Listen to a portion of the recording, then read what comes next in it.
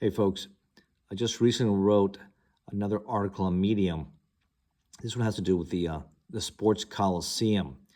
I titled it "The Sports Coliseum," excuse me, will be a game changer for Stafford, Virginia. And I believe this as a private resident. I don't work for the Sports Coliseum. I have met and talked to Farshid Hakimar, who's the president and CEO of the Coliseum Sports Resort, and I've gotten. This is not smoke and mirrors. This is not something like Representative Crystal Vanucci has said. Be careful, be wary. Don't be putting investments in here. This is the real deal. Now, she was disingenuous by showing the email that there's no other offers. Of course, it can't be any other leasing offers until this whole thing with Buc-ee's is resolved. Right now, it looks like maybe May 19th will be the hearing date for the Board of Supervisors. If it can get deferred, it'd be great. If not, we need to make sure everybody gets out there and has their voices heard. That this is not a good fit. This is a game changer. Well, this cost here, it will be it'll be something where not just a regional, but maybe nationally be known to come in here for major competitions.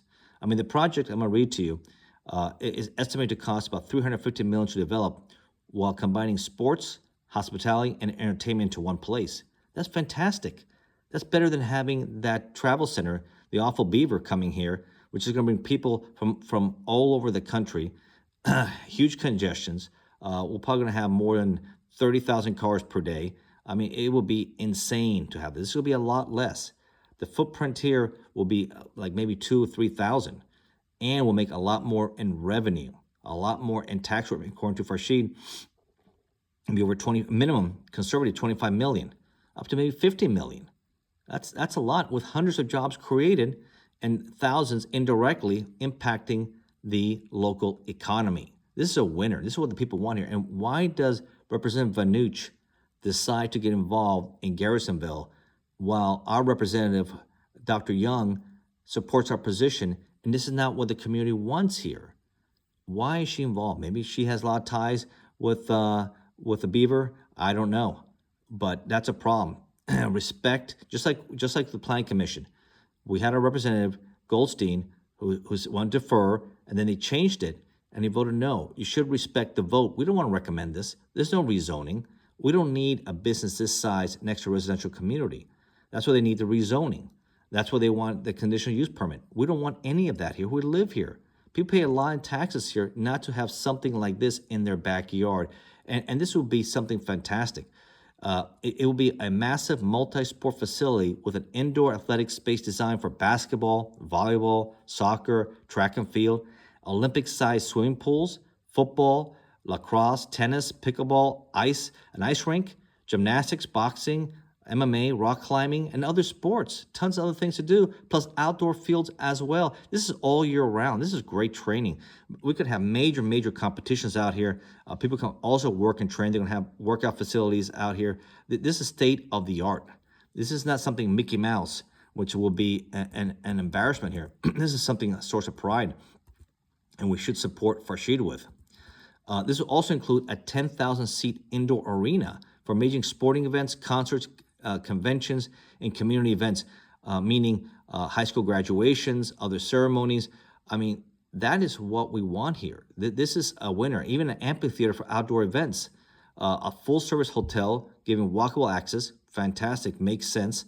And it's going to be a 5-star hotel with a resort, so people can enjoy the time with the family, spend more time here, spend more money here, and then go to their facilities and go to their competitions.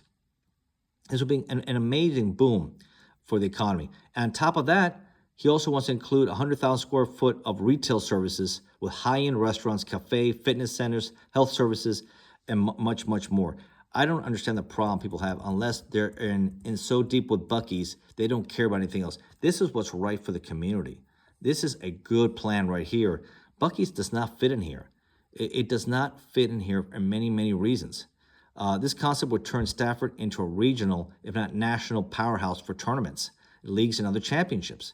I mean, this is, I haven't seen anything like this. This is really, what a vision. I thought about this, but not at this level, to be honest with you, way before I met Farshid, when I was speaking about this 2.5 years ago, to have an area where people could have a park, training, They can have tennis courts, basketball, volleyball, pickleball, things that we can use. And this is perfect. I mean, and Buc-ee's has a bad reputation with its food. The Better Business Bureau gave them an F rating, which made international news in the business world. Their food is not good. Go online, look at the ratings and what the doctors say about it. It's really high in sodium, processed foods, all of this stuff they have here is not good for you, and it shouldn't be eaten. And a lot of people have been criticizing the quality of their brisket sandwiches, everything they make there. A lot of people are saying this is not very good food for you, and it's something we can do a lot better with healthy alternatives out here. Keeping fit, working out. You have all this. You have the competition for the families, and then you have the people who live in the area who want to work out and train and really do well. This would be a perfect fit right here, actually. And then they'll have it in a way where you organize it, traffic patterns. Unlike with Buc-ee's, which is 24/7, this has certain hours. It closes after a certain time, and it's not 24/7. And there's a major event, you're obviously going to have security or local authorities helping manage the traffic, which you're not going to get that with Buc-ee's. It's just a stream of cars, a parade of cars, what I talk about, that never stops and always comes in. And this proposed Buc-ee's, of course, we know has high volume traffic. We don't need another 120 gas pumps. We don't need another gas station. Between the Wawa and the Sheetz and the 7-Eleven, that is plenty of exit 140. We don't need one with 120 gas pumps, and especially this Walmart. It's like a mini Walmart convenience store, 74,000 square foot. We don't need that. We don't need that at all. And this was VDOT's major concern. Why didn't the Planning Commission, which I don't understand, the recommendation from Mike Zuroff, I think I'm mispronouncing his last name, county employee who works and is a professional, and said, this county, my recommendation is deny the CUP, deny rezoning.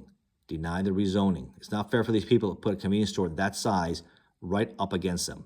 That's not right. It's a bad thing to do here.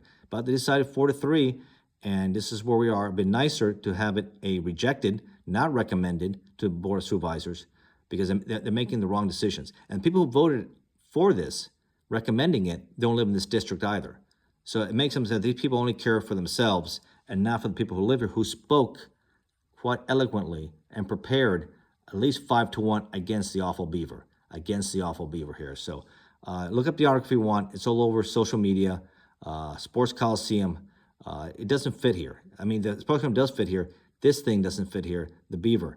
The bottom line is Sports Colosseum would be a much better fit for the local area by bringing recreational activities, higher tax revenue, hundreds of local jobs created with thousands indirectly while fueling the local Stafford economy. This is what the Beaver brings. 24/7, never-ending parade of vehicles through local communities with constant noise, higher crime, and environmental concerns. It's a no-brainer, folks. The Sports Coliseum wins hands down over the awful Beaver. The buck stops here. No Buc-ee's in Stafford. No Buc-ee's in Stafford. It's time for them to find another location. You know, it's not my cup of tea. I've been there a few times, once in Daytona, another one in St. Augustine. Never again. Long lines to get in there, hard to find parking, nowhere to eat inside. It was in the middle of the summer. It's not a pleasant experience at all. I did not care for it at all, and I would never step foot in another Buc-ee's again. But each his own, but not here, not here. Call your local representative. Let them know how you feel. We also start contacting the governor to get involved in this because we have VDOT and affecting commerce, and also with the high traffic concerns off this exit. It's a safety issue. It is a safety issue for those who have emergencies. You're trying to get to the hospital. You're going to have first responders. You're going to have a lot of issues with the Buc-ee's here, with crime, accidents, incidents happening all the time. So first responders, police are responding. It's going to be a lot more in tax and also depreciation of our property value. All that is a loser. This is a loser, but yet some representatives still think it's okay. They don't understand. Yeah, we understand, lady. We understand. We get it. For some reason, you're obsessed with this. It's not your district, and you're involved in this. I say stay out of it. This is our district. Let Dr. Young handle it and follow her lead. She says no, it's no. That's it. Move on. We found what we want. We live here. We pay the taxes. This is our district. All right, folks, let them know. The buck stops here. No Buc-ee's in Stafford.